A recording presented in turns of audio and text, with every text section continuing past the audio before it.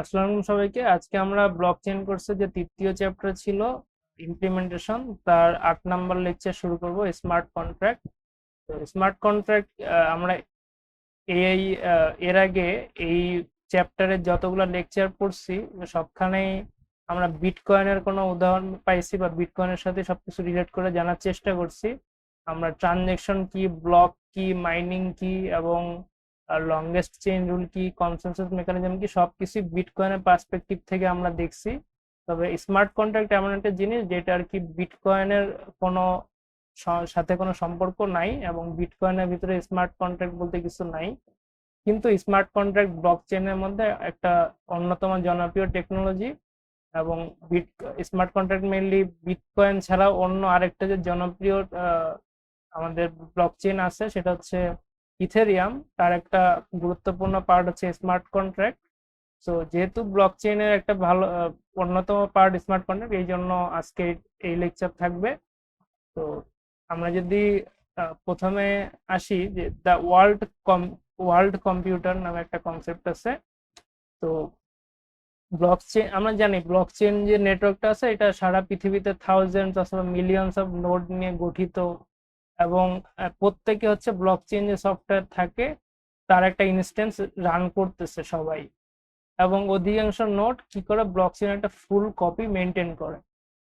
এবং এই যে নোটগুলা এরা সাধারণত কোনো একটা পার্সোনাল কম্পিউটার বা ল্যাপটপ বা কোনো একটা ওয়ার্ক স্টেশন অথবা জিপিইউ বা সিপিইউ রিগ এইগুলাতে রান করতেছে এবং এইগুলা হয়তো সারা পৃথিবীতে ছড়াই ছিটায় আছে।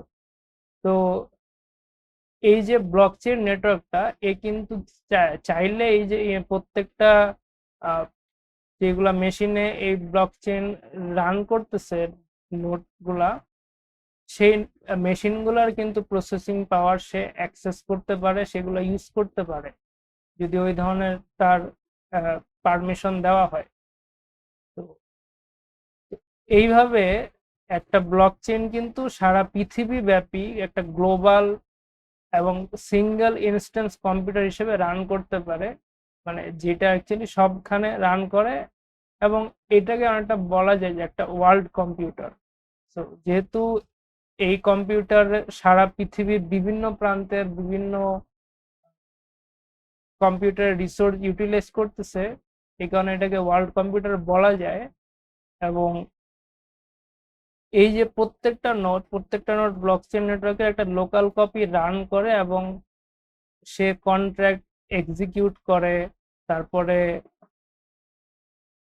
এইভাবে যখন while the blockchain records the changing state of this world computer as it processes transaction and smart contracts.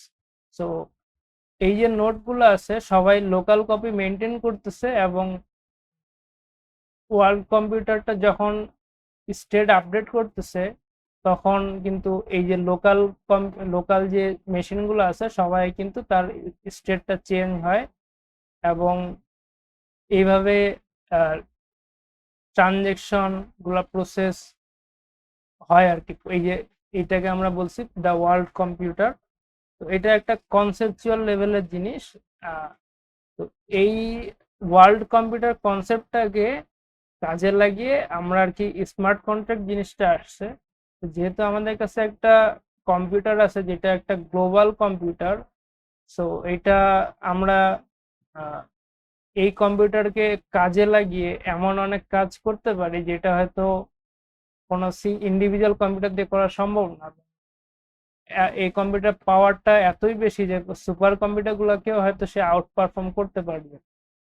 কিন্তু এই যে কম্পিউটারকে যদি আমরা কোনো কাজে কাজে লাগাই বা কোনো প্রোগ্রাম যদি এই কম্পিউটারে রান করি, এই যে গ্লোবাল কম্পিউটার যেটা কি অ্যাকচুয়ালি একটা ব্লকচেন নেটওয়ার্ক, তো এইটাকে বলা হচ্ছে স্মার্ট কন্ট্রাক্ট। স্মার্ট কন্ট্রাক্ট হইতেছে একটা মানে কম্পিউটার প্রোগ্রাম যেটা অ্যাকচুয়ালি